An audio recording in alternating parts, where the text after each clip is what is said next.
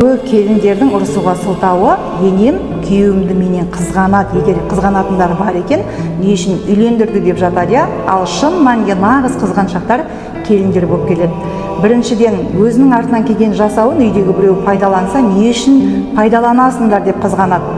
Сонда ол артынан келген жасау сол үйдің қуанышына, жақсылығына пайдаланбаса, не үшін жасалынады. Екіншіден, енесі бөлмесіне кіріп қалса, менің бөлмеме не үшін рұқсатсыз кіресің деп қызғанады. Сонда ене өзінің бөлмесінде, өзінің үйінде емін-еркін жүре алмау керек па? Үшіншіден, ең сорақысы, күйеуін өзінің шешесінен, яғни енесінен қызғанады.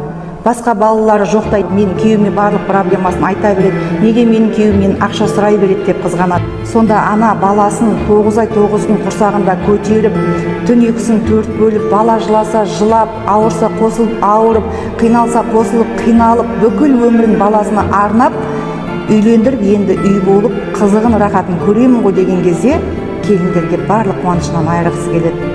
Жалпы адам өзі қандай болса айналасында солай көреді.